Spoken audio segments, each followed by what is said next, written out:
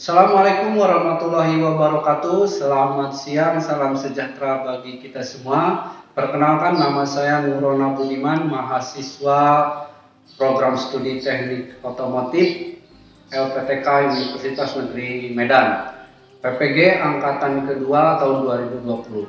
Pada kesempatan kali ini, saya akan berbagi tutorial tentang cara pemeriksaan piston dan ring piston.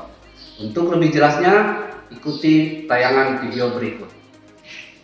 Langsung saja saya perkenalkan dengan alat dan bahan yang digunakan untuk pemeriksaan piston dan ring piston. 1. Mikrometer digunakan untuk mengukur diameter dari piston. Kedua, tang ring kompresor digunakan untuk membuka ring dari piston.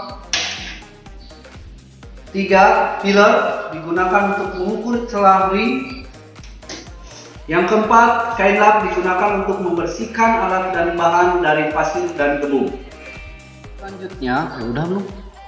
Langkah selanjutnya adalah memeriksa ring piston.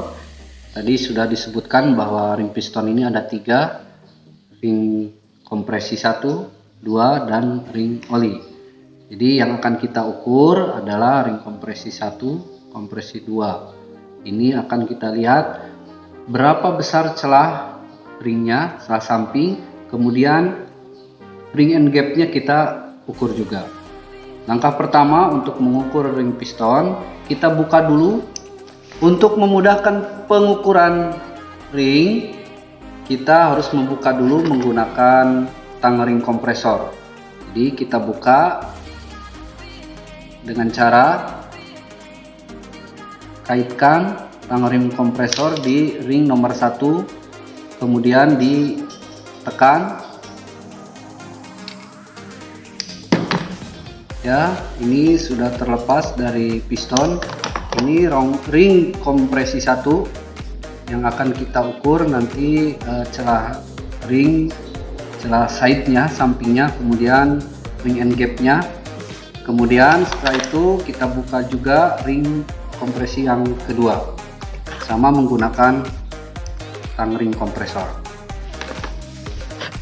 Pengukuran pertama ring piston adalah pengukuran celah samping. Jadi caranya, karena ringnya sudah dilepas, kita tempelkan sedikit di jalur ring kompresi 1. Kita akan mengukur ring kompresi 1, kemudian kita ambil filler gauge. Nah, ini digunakan untuk mengukur celah ring. Kita ambil beberapa bilah. Nanti kita sesuaikan berapa celah dari celah samping ring ini. Kita selipkan di celah ini. Ini masih longgar, kita tambah.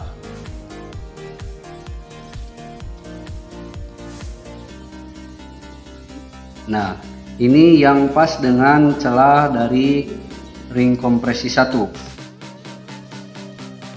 Jadi serat, tapi bisa digeser. Jadi ini celahnya yang sudah sesuai. Setelah itu kita lihat ukurannya dari filler ini berapa ukurannya. Itulah celah dari ring side samping. Selanjutnya, setelah ring kompresi kita ukur yang selanjutnya kita periksa dan kita ukur diameter dari silinder. Tapi sebelumnya kita lap dulu bagian dari permukaan yang nanti bersentuhan dengan permukaan dari piston agar bersih, bebas dari debu atau pasir. Selanjutnya kita ambil. Jadi untuk video kali ini dibuat contoh silinder 1 yang kita coba ukur. Semua silinder, piston tiap silinder sama cara pengukurannya. Jadi nanti kalau yang satu ini selesai, yang nomor 2, 3, dan 4 itu sama cara proses pengukurannya. Jadi untuk pengukuran diameter piston ini ada 3 diameter yang harus diukur. Yang pertama diameter atas, kemudian diameter tengah, dan diameter bawah. Untuk pengukuran diameter atas, kita gunakan mikrometer, kita tempatkan di piston bagian atas. Nah, kita tempatkan, kemudian kita ukur ya sampai ada bunyi. Nah, ini artinya sudah sesuai dengan ukuran, kemudian dikunci. Nah, baru kita lihat hasilnya berapa. Jadi kita lihat hasilnya berapa, kemudian ditulis hasil pengukurannya. Setelah itu, kemudian kita lepaskan mikrometer dari permukaan piston. Jangan diangkat, ini akan merusak pistonnya. Kita longgarkan dulu penguncinya, kemudian kita bebaskan, baru diangkat. Yang berikutnya mengukur diameter yang kedua, yang bagian tengah. Sama prosedurnya, langkah-langkahnya sama, menggunakan mikrometer. Kemudian kita ukur.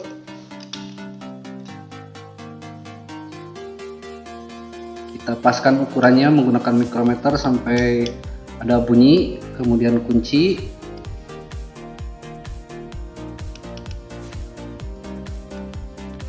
Setelah terkunci, dibaca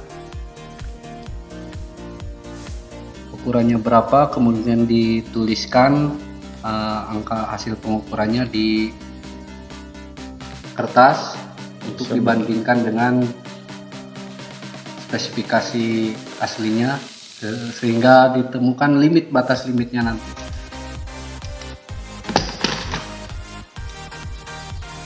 Jadi langkah pertama dalam pengukuran piston, kita ukur diameter bagian atas.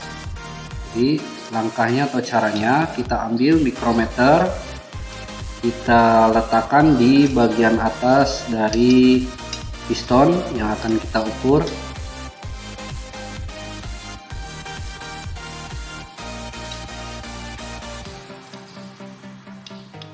Ini seperti ini caranya. Jadi kita ukur, kencangkan sampai bunyi. Nah, ini artinya bahwa ukurannya sudah pas. Setelah itu kita lihat, kita kunci dulu ini penguncinya, kita kunci. Kemudian kita lihat hasil pengukurannya. Yang terakhir pengukuran diameter piston ini adalah diameter yang paling bawah, diameter bawah. Prosesnya sama, menggunakan mikrometer, kita arahkan di bagian bawah dari piston. Kemudian kita ukur menggunakan mikrometer sampai, kemudian kunci dan dibaca hasilnya.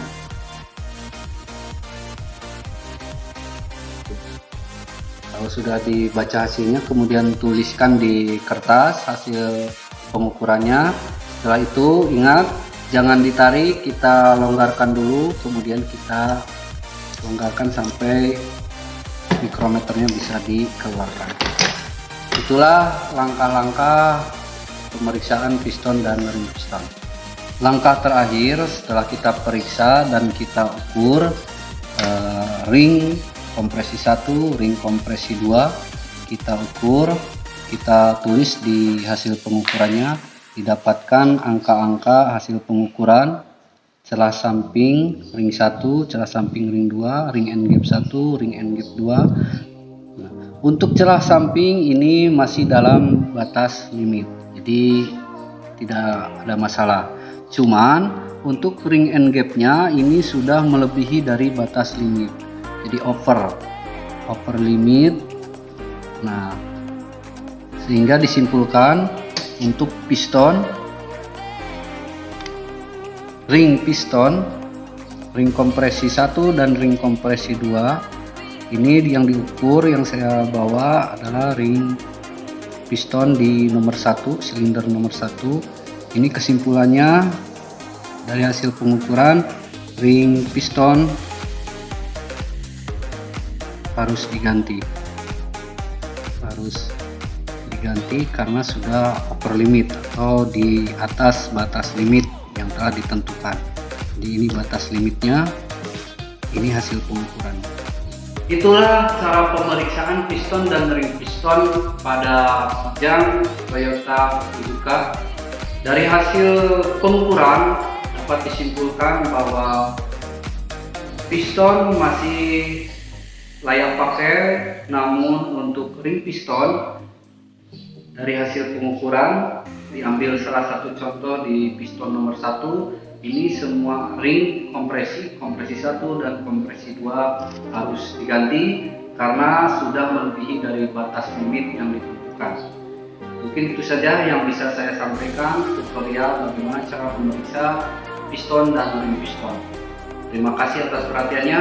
Saya akhiri. Wassalamualaikum warahmatullahi wabarakatuh.